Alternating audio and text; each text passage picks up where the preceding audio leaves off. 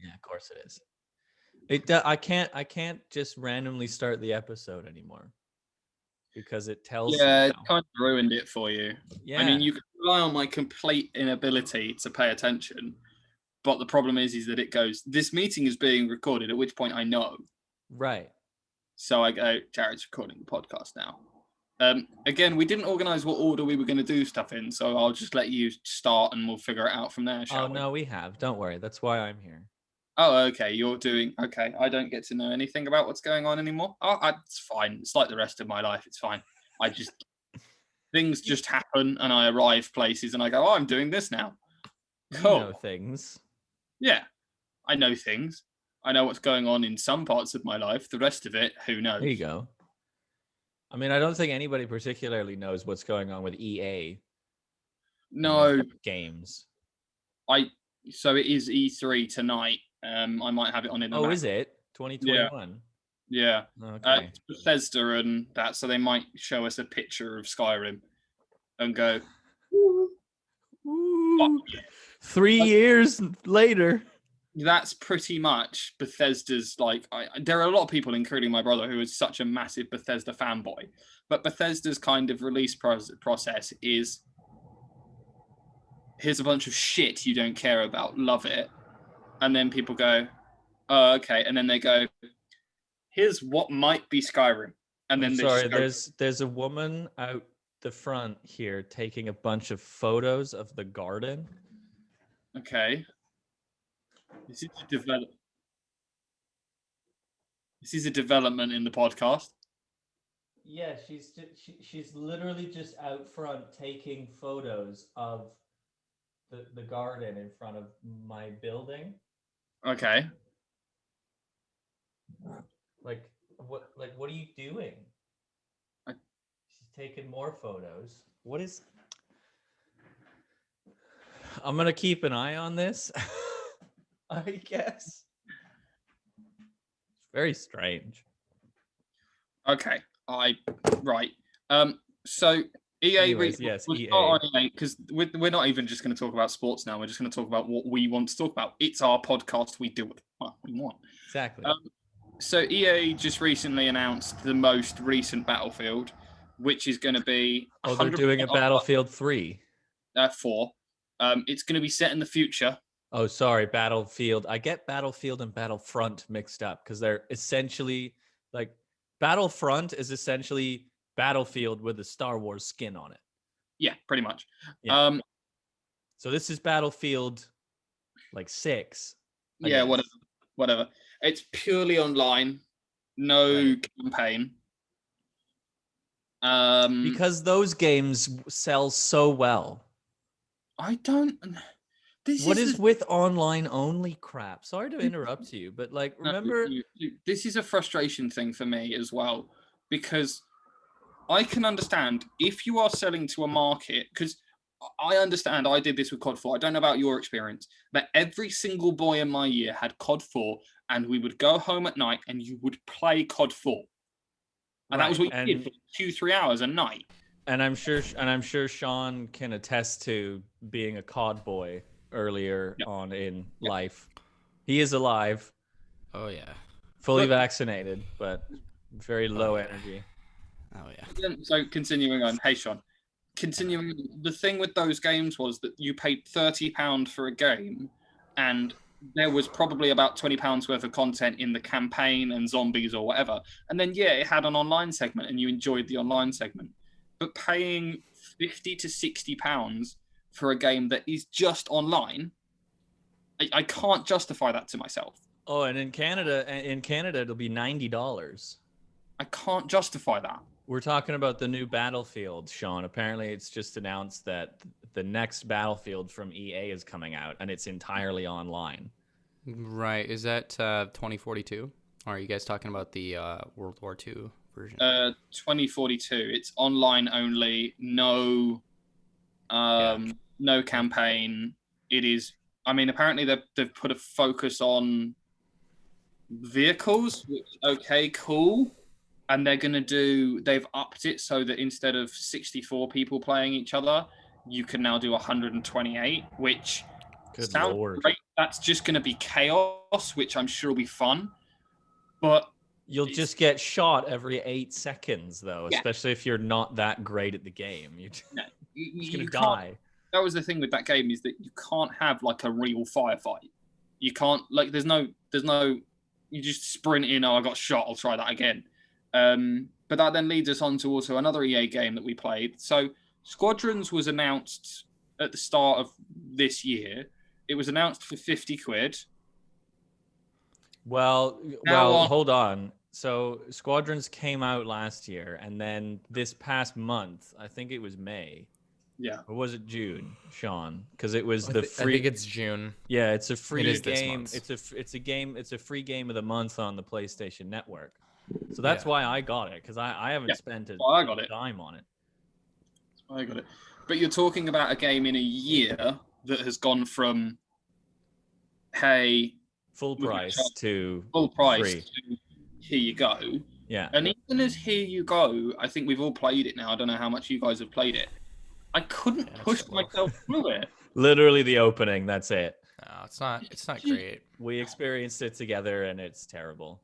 It just becomes a repetitive mess.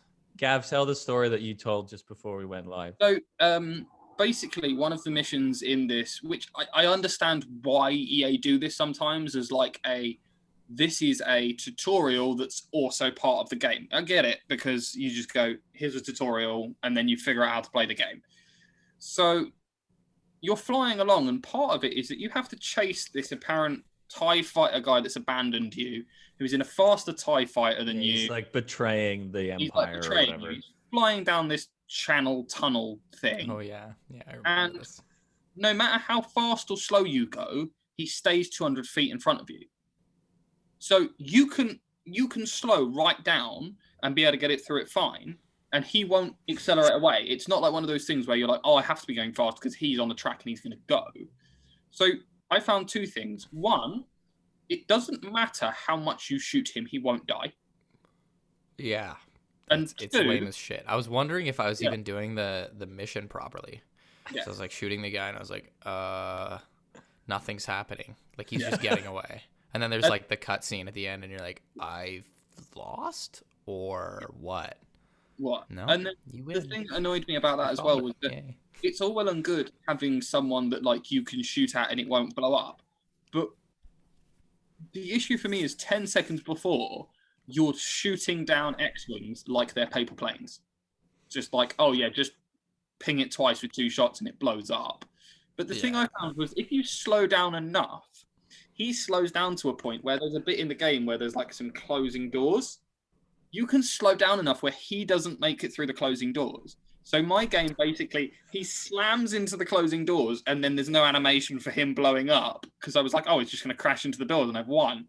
And he just kind of flies against the door and then you fly up to him and the game doesn't know what to do and just goes, you failed.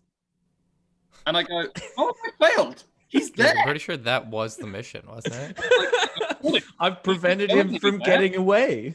He's not going anywhere. And then, so my other annoyance was that I like games to feel different. So like, if you're if you're playing a character in Battlefield who's running along and they're carrying an assault rifle, they're going to be fast and quick. But if my character picks up a belt-fed machine gun, I want them to be a bit slower and it feels different.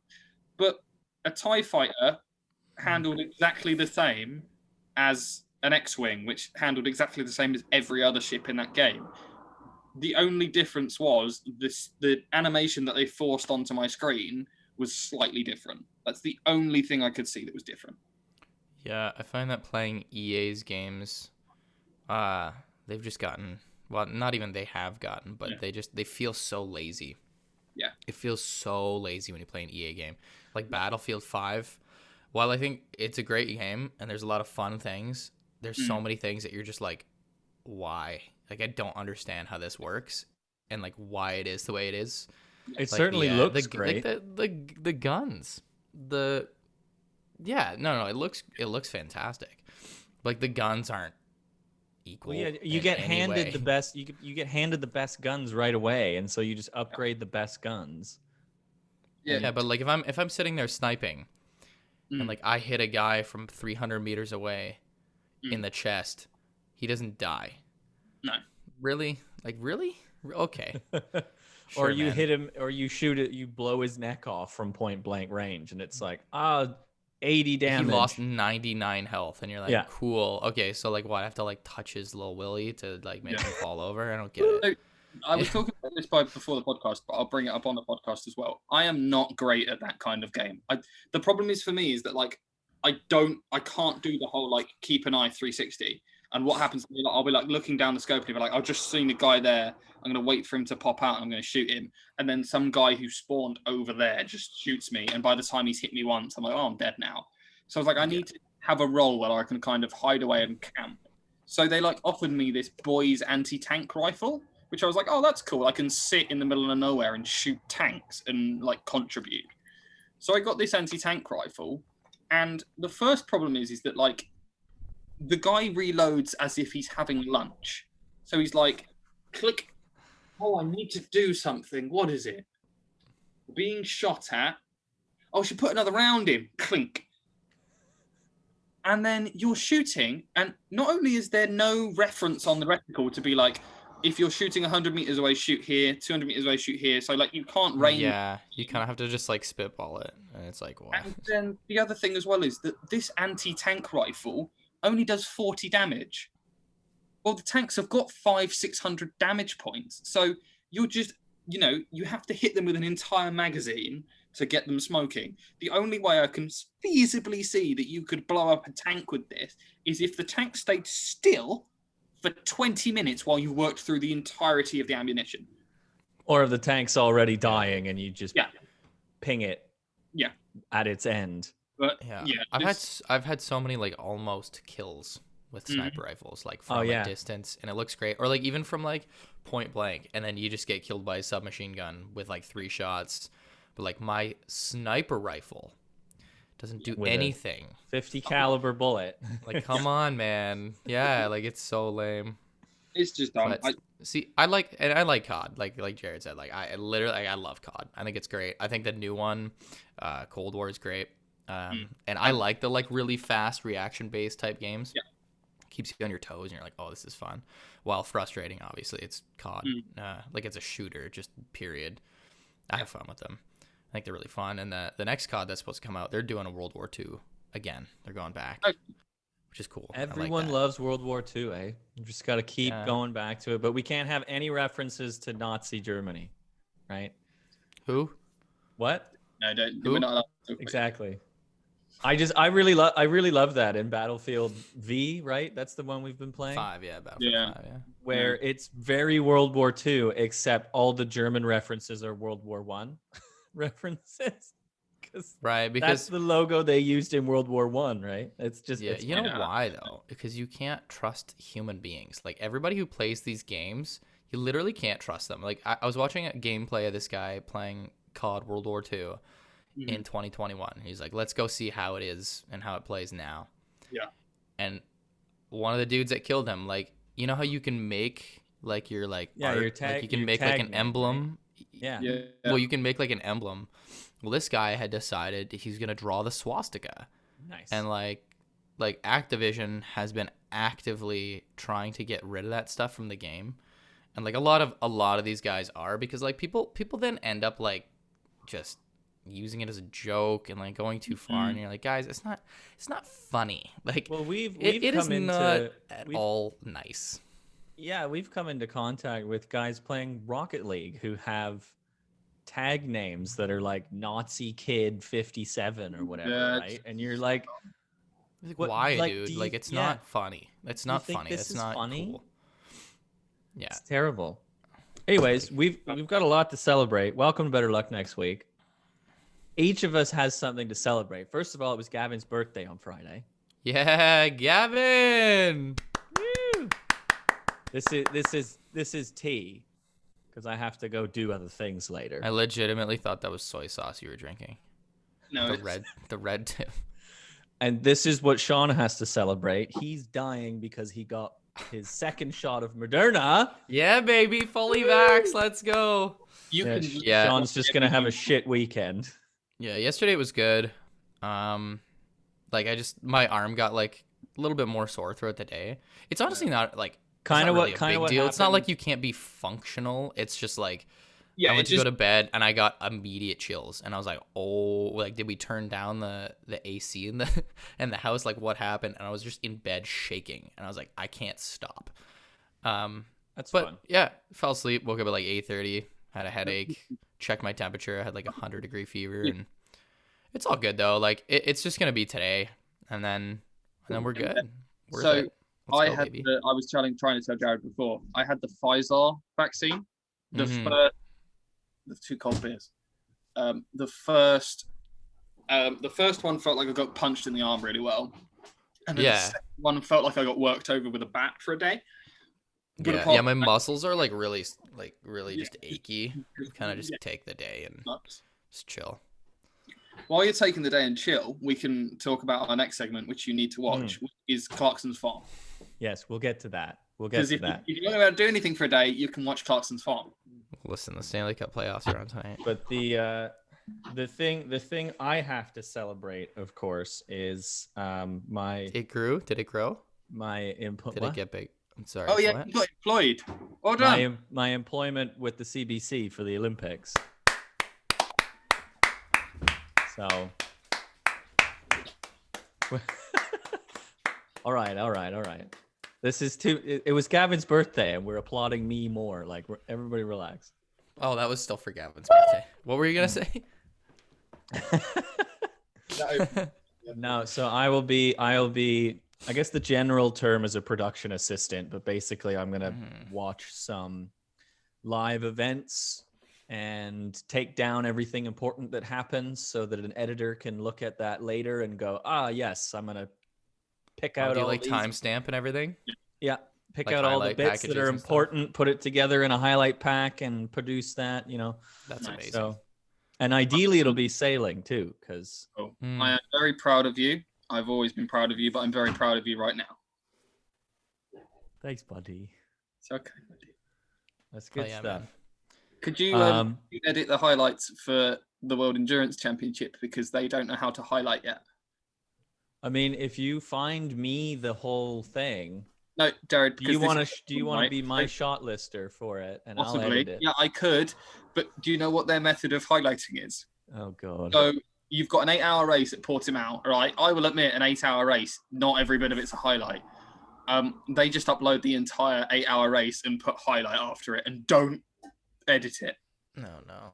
Oh, so you could give me the 8 hour you go watch the 8-hour race, Gav, and tell me where the best bits are, and I'll do a highlight pack. Yeah, that's simple. That's super simple stuff. Brilliant. Right. Great. By the way, I like your shirt. Speaking of racing, yes. So I'm wearing this. Do we want to do Clarkson's Farm now or later? You guys didn't give me the flowery memo. What happened? Well, because you didn't watch it. Because you're Mr. I don't want to watch spin-offs anymore.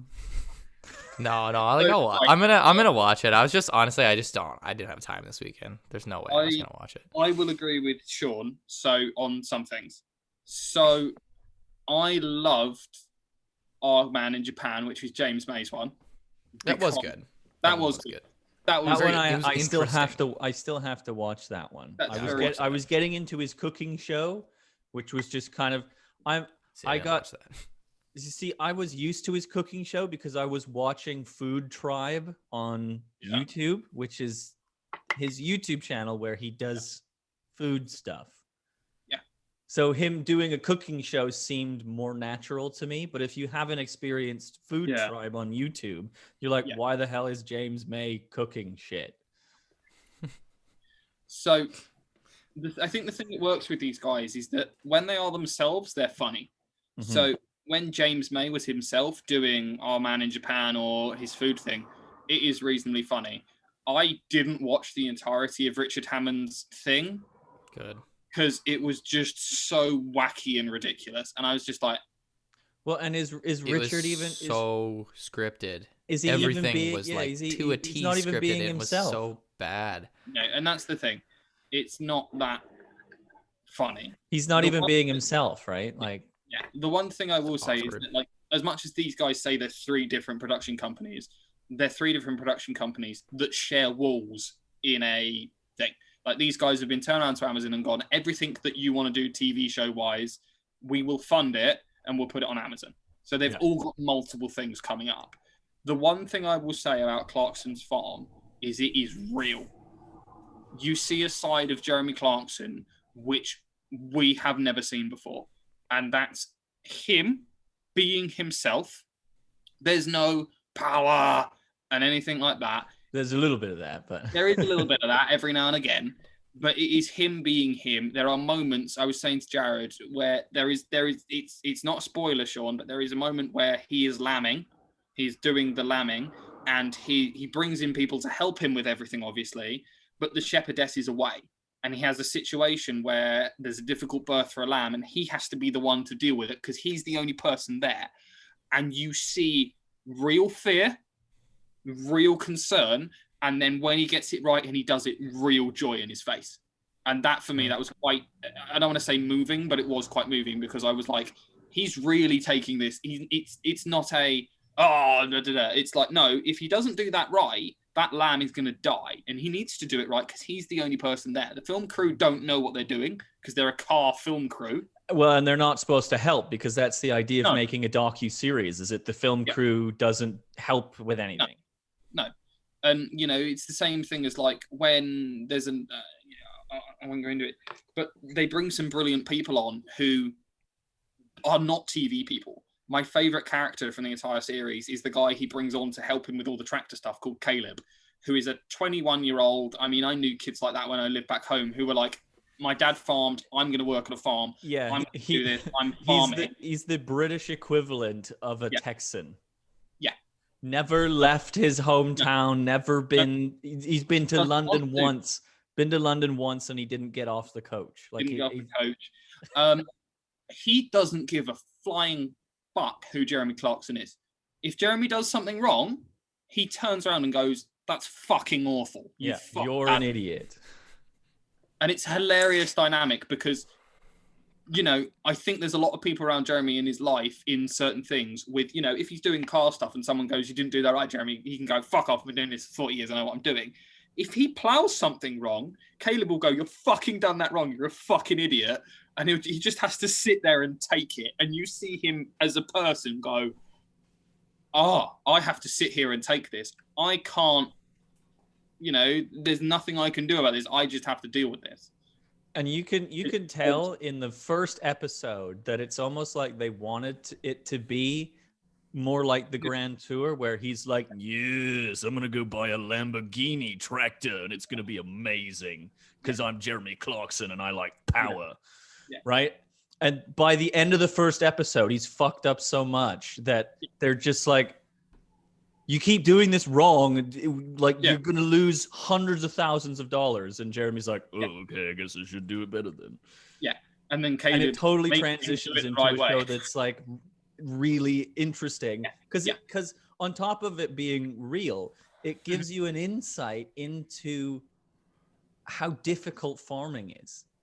So one of the best things for me, and again, this isn't a spoiler, but there's a bit where they're doing the harvest and he's driving the tractor and he has to drive the tractor and coordinate getting the crop from in. The combine, because the arm's reaching over and putting it into the...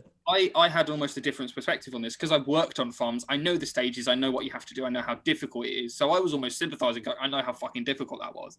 But if you're a person that's never been in that situation, you watch a tractor drive along next to a combine and go, oh, that must be really nice. It's not. It's fucking stressful. It's really stressful. Man. It's really difficult and it's really hard. And someone like Jared, who I'm not, you've never worked on a farm, you probably, watch that and go, wow, that's fucking hard. I didn't know how easily you could fuck that up. Yeah. So I did finish it last night. I think it's really fun. I'll probably watch it again, to be honest. Yeah. Because it also encompasses, they started the show September 2019. Yeah. So right as he's getting up to the climax of his whole farming venture, COVID hits. Yeah. Right? And COVID hit the UK hard. Yeah, fucking hard. So yeah. There's that whole side of it too. And it's probably the most real we've seen these guys since they joined Amazon. And I hope that I hope we get a season 2. 2, I hope that this is a big indication to them that what we need to see from them is them. What is funny about those guys is not the whole scripted and all that kind of stuff. What's funny about those guys is those guys. Yeah. So yeah, it's good. I really enjoyed it. I thought it was really funny. I liked that there was no reference to the other guys at any point. Other than Jeremy saying the odd thing. Yeah. He's going about 3 miles an hour and he goes, "This is a speed that James May would consider supersonic." Yeah. If you've got some binging time, Sean, I would say sit down. Yeah, it's 8 episodes, about 50 minutes an episode, give or take. Yeah. Just kind of curl Are up they and done? enjoy. Huh? Are they done with Grand Tour? Tour? They released. No, they're not done with the Grand Tour. They've kind of. I think what basically happened was that Amazon went. So the BBC have put such strict regulations and rigmarole on what they can do in an episodic series, where they go, "This is an episode. This is an episode." But yeah, because they can't interview guests anymore. They can't have a crowd anymore. They can't basically everything. It's literally the Top Gear format. Yeah, everything. It's stupid they tried to bring that through anyway. Like, I hate it. Oh my god. Anyway, so the thing that they can do, which the BBC don't have control over, is the specials. So they can do the specials. So I think we're gonna get we're gonna get 4 specials a year. Yeah, are they not filming one already? I thought they've got 2 filmed, but they're not an easy thing to film and go. Right. Have you ever heard their film rate? It's ridiculous. Oh yeah. Yeah. So for every 250 hours of filmed content, they get an hour on screen. Well, yeah, and then editing, every minute of content edited is an hour of editing. Is the rule? Is what they said. They say generally. So if you're putting together an hour-long special, that's 60 minutes of editing. So that's 600 hours of editing, give or take. It's nuts. I think Sean died. Yeah, man. Should we talk about? Sean's having a rough time, but we'll talk about. They just do a quick roundup of the NHL, and then I'm gonna cook some tea. Yeah, they just Amazon just needs to have a bit more of a vision for these specials, because they've been so what was it? A Massive Hunt was just... Yeah, please never do that again. Yeah, that was... And see, this is the thing that kind of turns me off from watching the spin-off stuff with each individual. I'm like, you did something like that, and then I watch Richard Hammond's garbage, whatever that was, the just huge dumpster fire. And then you release another one with Jeremy Clarkson, and I'm just sitting here and I'm like, I don't really know if it's worth my time. Yeah, to give you the they just need to have a bit more of a focus, right? Because the biggest problem with the Massive Hunt was that they brought in 3 vastly different cars and then modified them to the point where they weren't even those cars anymore. And so you were like, what are we doing here? What are we testing something? What's going on? I think the problem is that for me, what used to make Top Gear really good was that they were given a budget of nothing and they went, right, go and do this. The problem is now is that because Amazon have given them almost unlimited scope, they haven't really got any restrictions. Yeah. So they're kind of you can go nuts. And the problem is that that's not what's good, because there's no struggle. Right. And you don't necessarily need a budget, but you could also do a whole get from here to here only using back roads and this brand of car. Yeah. Right?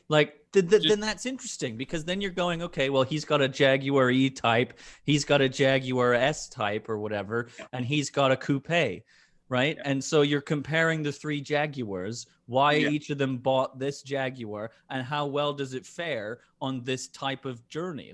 That's interesting. Yeah, they're milking them. Hard. So yeah, they just need to be focused a little bit more, which is what we also need to do, because we're going to talk about Baku now. Speaking of cars, and just how wacky and fun that race was. I don't think I think I had one guy on the podium correctly. I had none. Because so I picked Verstappen, Seitz, and Perez. And that was very not the order. So I got Perez right because he won the thing. And then Vettel came second. I mean, when was the last time we saw Vettel on podium? And then Pierre Gasly came third. Yeah. I have just got to say that I was a skeptic when we started talking about Formula One sprint races. I want to openly admit that I was wrong, because those last 2 laps of the Formula One Grand Prix were the most exciting 2 laps I've ever watched. The camera in the UK, the live feed, they split the screen because they didn't know what to feature most. Because everywhere, basically, the teams just went, have at it.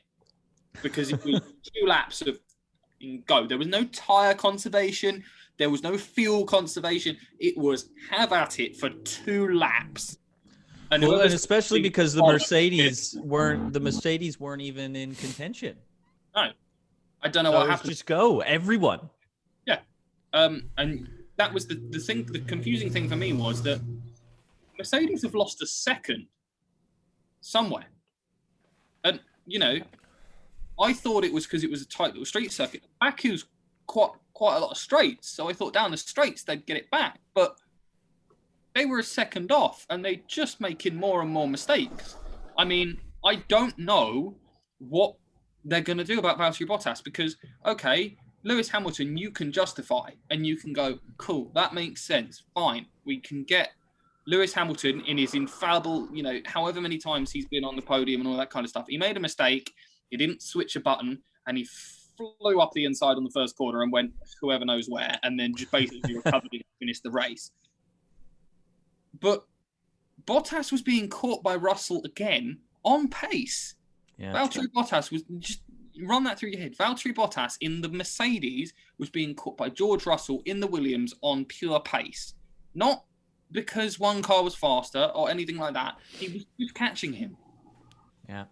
What do you do as Mercedes? What do you sit down and say to Valtteri Bottas? Because the Williams is fundamentally a slower car. Well, I don't think you kick him out. But I don't think you bring him back. Not for a 14th place finish. Yeah. I just... Does Drive to Survive not come out throughout the season? No, they do an entire season and they release it at the end of the year. See, that doesn't make sense to me. Why wouldn't you release it as the season goes on? I don't know if it's because it's more... Just a minor niggle. Yeah, episodic. But, I mean, I think we saw a lot of pace from a lot of people. We saw some really fast guys go really well. Pierre Gasly is going to be the hottest commodity, I think, coming out of the end of this year. I think someone's going to pick him up. They have to, because he's taken an AlphaTauri, which has no business being on the podium, to the podium 3 times now in a car that's meant to be slower than the Red Bull. I mean, Alpine to me still makes the most sense. Yeah, Alpine do make the most sense. I guess we'll see, right? But we'll see, yeah. I just think it's great to see, Charles Leclerc, Lando Norris, Fernando Alonso finally getting some sort of, decent finish. Tsunoda came 7th. Tsunoda, yeah. Ah! I was worried for Tsunoda because he already has a bit of a habit of being a bit of a banzai, like going for it. And I thought if you tell Yuki Tsunoda he's got 2 laps to do as best as he can. Bye. I was like, he's either going to win or he's going to send it into a wall. There is no in between. Particularly wall 15. Yeah, and he just was like, no, I'm going to hold it. I'm going to hold everyone off, and I'm just going to... Pierre Gasly, and I think the best racing I've ever seen was between Pierre Gasly and Charles Leclerc, who were side by side for half a lap. And I was just like, one of you go in front. Because one would overtake and then the other one would be like, no, come back.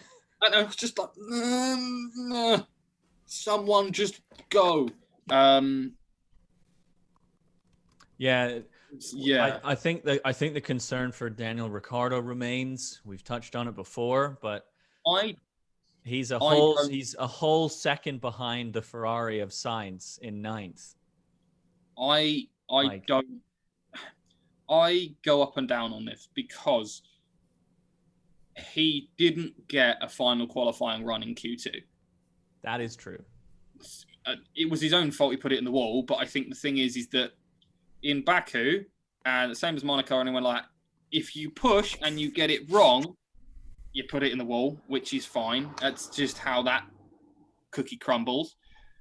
The next thing for me is that at the start of the race, he was able to challenge Lando. He was pushing Lando at the start of the race. That's important. I think that we're 5 races in, and this car is evidently quick, and he's not had the best 2 circuits to get hold of it. The next 3 race weekends are back to back to back. I think we can make a decision then. It's confusing for me because we know Daniel Ricciardo's quick. We know he's a fast driver. I just don't know if he's being able to get his head round this McLaren fast enough. Right. But then maybe he needs to do what Tsunoda did, because Tsunoda it wasn't his choice. Tsunoda was sent to the AlphaTauri factory and told to stay there for a week until he knew everything about the car. And they were just like, "You're going here." And he went, "Okay." Maybe you just need to do that. Yeah, maybe. Who knows? It's not a concern for me yet because McLaren aren't concerned. Right. So I think he's just getting hold of the car. I would love to see some, because if Lando's putting it up there, I think if Daniel can put it up there as well, then McLaren can challenge for 3rd in the constructors' title. Well, and we keep picking Ricciardo to be near or on the podium, and it's not happening, and it's frustrating. It's very frustrating. I think the worry for me is that Mercedes have lost a lot of time somewhere. Red Bull have now got someone in Perez who is driving around the car's problems. He's figured out how to be quick in it. Not the quickest, but he's figured out how to put it where it needs to be. You're going to have him getting good finishes consistently now, I hope. My worry is that if Mercedes have a couple of more weekends where, they lost they lost 20 points because they rounded a wheel nut of Valtteri Bottas's. Lewis Hamilton lost an easy win because we could see what he was going to do. He was going to go up the inside of Perez, power away, and then lead for 2 laps, and he was going to win. He lost that. And, they didn't score any points in this race. And I could quite easily see Mercedes dropping further down the order if they don't sort it out. I'm sorry. There's a church across the street from me, and someone else is like measuring their garden now too. I'm so confused as to what is going on my street right now. Like, Sean, you weren't here, but earlier there was a woman taking photos of the garden in front of my building. Oh yeah. Like just taking a bunch of photos, and now the garden across the street at the church is being measured and having photos taken of it by some other people. Oh yeah. Nice. That's know. Exciting. It's going to be the title of the show, though. Garden photos. Garden photos. I like garden photos. Right. That does that for Formula One. There is no Grand Prix this weekend. The French Grand Prix is next weekend. IndyCar's on today. Speaking of, they're like right across the river. Right? Stop. Speaking of, what's across the river? They're doing the Belle Isle Grand Prix. Oh yeah.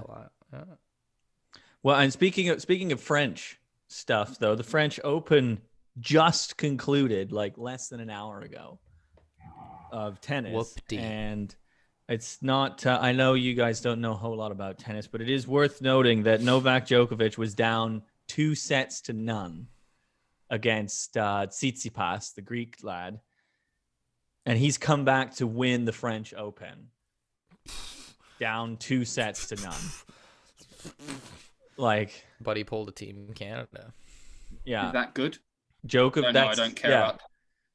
So he was down 2-0, and had to push it to a 5th set and won the French Open. So Novak Djokovic is sick. Probably the best tennis player of all time, which I discussed last night with a couple other folks, because we had the debate of Federer versus Djokovic, and it's absolutely Djokovic at this point. Like, yeah. Roger Federer. Say it one more time. Roger Federer. My favorite soccer player, Roger Federer. Federer. Yeah, man, I love cricket. What a great place. Yeah. Take the ball. And you don't know if I'm saying ball or bowl. Right, you guys can talk about the NHL. I'm going to start preparing my tea.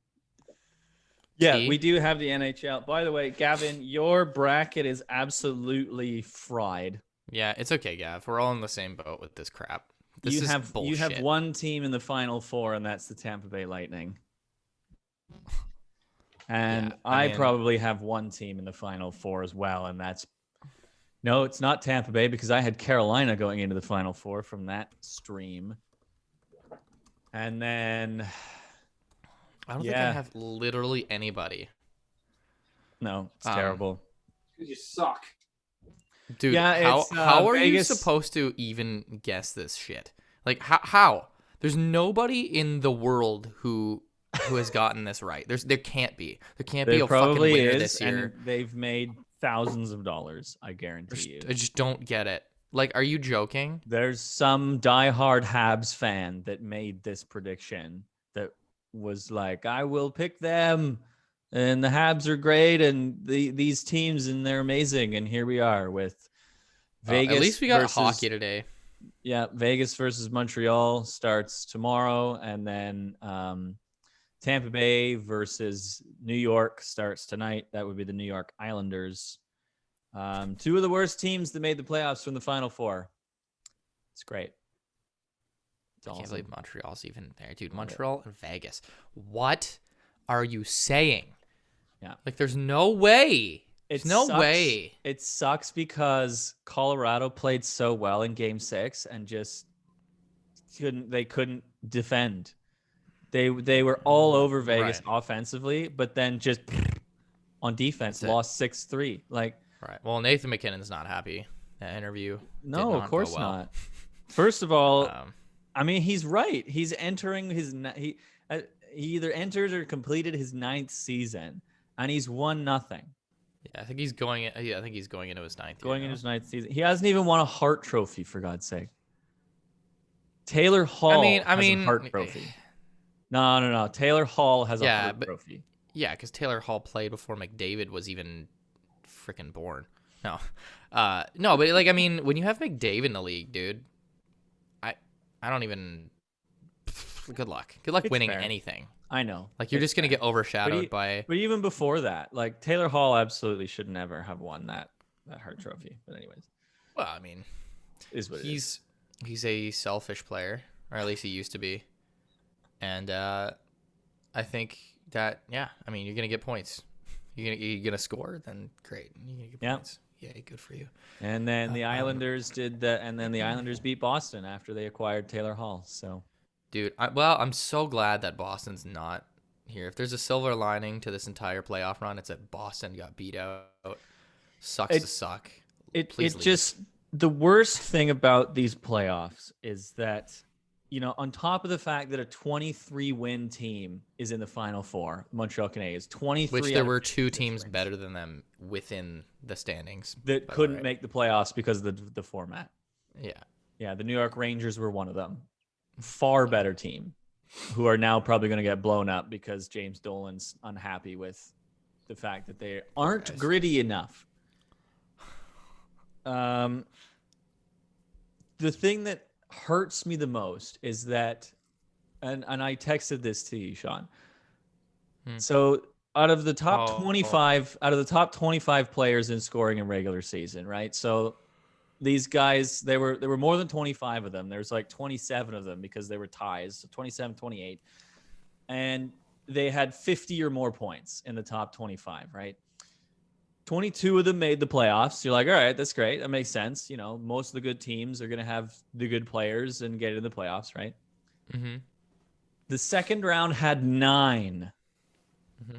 We went from 22 of the top scorers in the league to 9. Well, how many are in left? one round. Just Vegas, and right? now in the final 4, we're down to 2.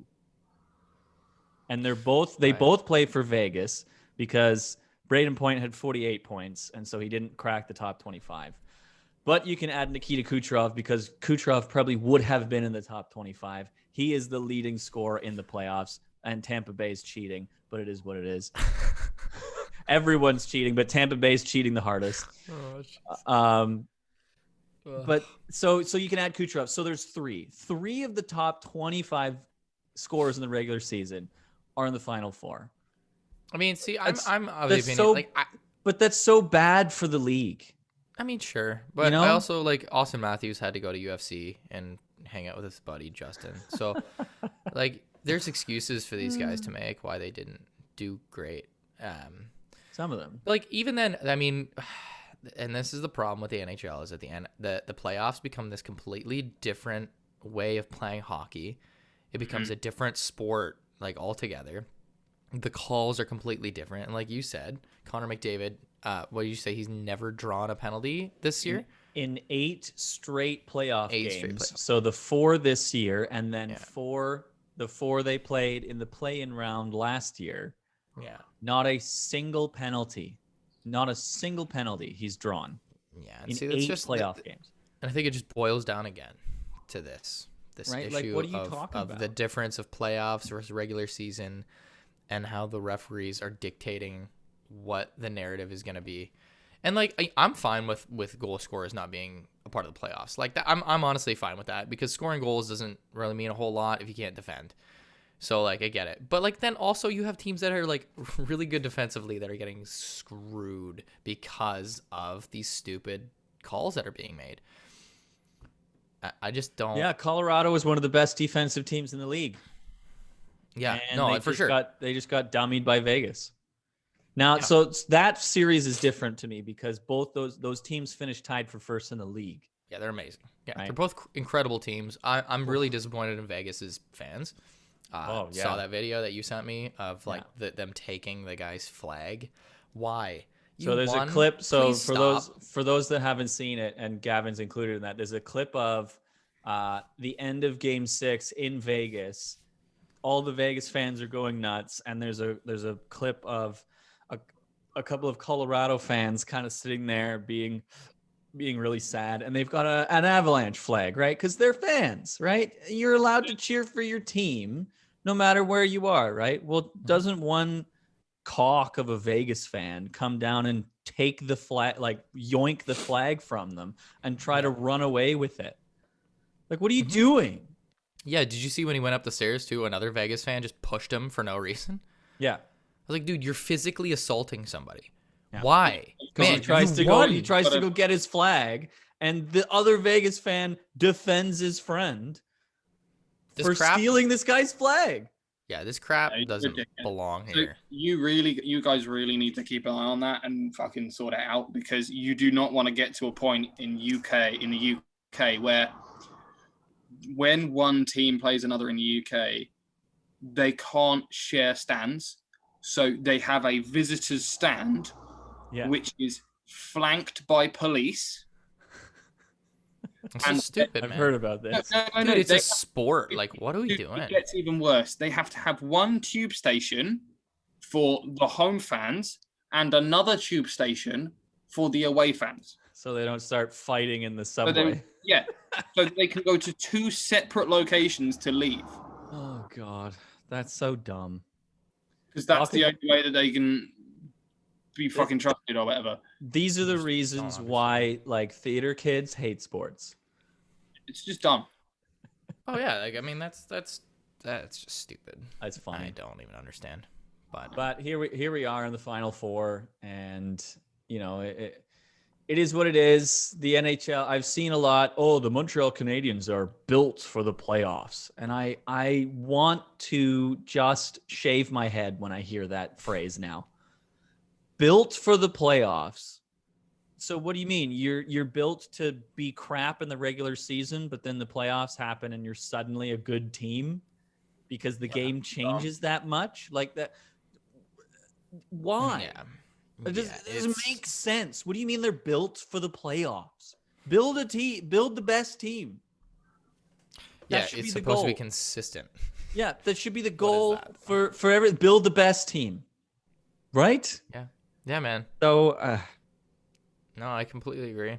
I think it's really stupid. I mean, I'll give them the fact that they're playing the underdog. They have literally nothing to lose by being there. And if they do lose, they lose, whatever. But they're not. And I think it's drawing even more focus that they were set out to lose by pretty much everybody, because that makes sense. It only makes sense that the worst team in the Stanley Cup playoffs would lose at some point. Yep. But for them to go to the third round, it's like, wow, okay. This is getting a little bit ridiculous. They've won 7 straight games to do it. Yeah. That doesn't make any sense. No, it's so stupid. Like, Carey Price is playing out of his mind. And then who's scoring the goals? Right. Well, I mean, they're kind of spread out evenly. They got a goal from Eric Gustafsson against Winnipeg. Yeah, but that's what I mean, though. Like, when you have guys that are like scoring goals that don't usually score goals, and like, how do you deal with that? Because you don't know this guy. You don't know what he's gonna do. It's not like McDavid coming down, through the neutral zone. You kind of have an idea of what this guy's gonna do at this point. So it's so easy to shut down the stars in this league at this point. Like, it really is. And they've been doing it the entire playoffs. I wonder if there's something you can do to basically, I don't know. He's like making his dinner or whatever. Zoom was like, that's necessary. Yeah. Just decided that we needed to have that noise. Yeah. Clang. I hear you. That's good. No, it's not about you. It's about Zoom. It keeps zooming. It keeps like putting your screen on, and you're not even talking. Oh, okay. Because you're making too much noise. Sorry, I thought I was burning my flat down, so. Oh, that's good. Don't do that. We like that. I thought that one was more important than the podcast, if I'm honest. I was like, ooh. What's unfortunate is that this league just doesn't seem to care that all of their marketable stars are gone. Yeah, well, it's like you get Tom Brady on a team, and it's like, well, they're probably gonna go to the Super Bowl, right? Like at this point, because Tom Brady's amazing, and like it's better for the league if he does well. Oh, we're going on an adventure with Gavin here. Right. Well, I felt bad that the fans of the podcast couldn't see me, and I need to cook my tea because it's almost 9:30 at night. At night, so fucking deal with it. Oh my god. What was that? There's so many noises. This podcast is falling apart so Yeah, well, I okay. Oh god. This is just what is happening? I want at some point I never want us to get more professional than this. It's all right, it won't happen. Absolutely. It's not gonna happen. I mean, that's basically it. It's Vegas versus Montreal, and if Vegas doesn't win, I literally don't know what to do. Yeah. I don't know what to do with the league, because if it's Montreal, New York Islanders, and then Montreal wins, I'm gonna drown myself in a sink. I'll jump off the Skyway Bridge if it's I don't even care who wins out of Montreal, New York. If it's those two in the playoffs, I'm not watching a single game. Should we put like a suicide hotline at the end of this episode, since we were mentioning that now? Oh probably, because we're just. If you have thoughts of suicide, please reach out to 1-800. Yes. The helpline. It's a very serious thing, for real. It is. Yeah. I don't actually want to kill myself. No. Guys. No, we don't. If Montreal wins. It's just a very dramatic overreaction to how ridiculous it would be that a team with 23 wins in a regular season would win the Stanley Cup. Yeah, because it's almost like the regular season you can kind of just like get by as long as you get in the top 16. Like, there's really no, aside from like the seeding of like you're gonna play the worst team. There's no advantage to being the best team. Like, I feel like Avalanche should have gotten like a bye or something. You're the best team in the NHL. You have the President's Trophy, and like you just have to do the same thing as Montreal, even though they're the worst team that's in the playoffs. Are you joking? Also, just to point out, I'm really not sure how they got the President's Trophy other than they had more regulation wins. Well, that's it, right? Because Vegas had more total wins. Yeah, more but goals it's the regulation wins, though. Fewer goals against. Like, ultimately, other than the regulation wins, Vegas was a better team in the regular season. By sure, but every I mean, like, other you let it go metric. to overtime, like what, 5 times or something, and then you I think decided they to had win? 5. I think they had 5 extra overtime wins instead of regulation wins. But that was it.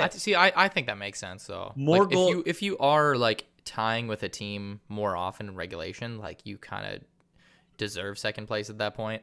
Like Avalanche are just out there cucking people every regular season game. But they had a better goal. Vegas had a better goal differential, more total wins, fewer goals against, more goals for. Like, I mean, they're a great team, and they have Marc-Andre Fleury. So if they didn't have Marc-Andre Fleury, man, they would just. Well, but then they'd have Robin Lehner, and I feel like if Robin Lehner had been consistently playing, that he would probably be at a similar level to Marc-Andre Fleury. Yeah, because Lehner is the also one game he's played. Yeah, I feel bad. That sucked.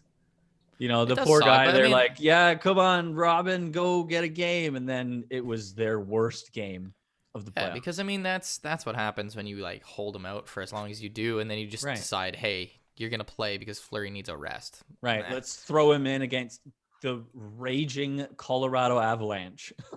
Yeah, exactly. In game I bet you Colorado was like, please God, put Lehner in more. Yeah, literally. Fleury's just Colorado plays their best game. Guy's a wall. It is what it is. Like a very maneuverable wall. So, I mean, I'm picking a Vegas-Tampa final, and that probably Tampa wins. Yeah, I'm picking Montreal and New York. And then Montreal wins? No, Vegas Tampa for sure. If Vegas, it's got to be. It's got to be Vegas. Annoyed. Because there's no reason they shouldn't win though. Exactly. The thing is, Gavin, Vegas is like you said, like one of the. Vegas was the second best team in the NHL, arguably the best. Playing the 17th best, I think it was. Montreal was like 17th in the standings. Not even in the top 15. No, they were 18th because there were 2 teams ahead of them. Dude, yeah, see that in the overall standings. No. 2 teams had 2 other teams had 60 points. Montreal had 58. Yeah, that's not okay. Anyway, oh well. Go Vegas, except your fans are just, what are you doing? Stop. I'm going to go have a fever and watch hockey. Sean's going to go dive for a bit more. If you combine whiskey with paracetamol, it kind of supercharges it. Or night nurse. Do you get night nurse over there? What? Night nurse? Night nurse. What is that? Is it like a woman or a man who comes to your... No, so night nurse is the combination of a pain tablet and a sleeping tablet. So that's like NyQuil. You basically take 2, and it means that you get a night's sleep because it knocks you the fuck out. Oh yeah, ZQuil. That's what it is. Yeah, so I think we don't call it night nurse because that sounds dirty.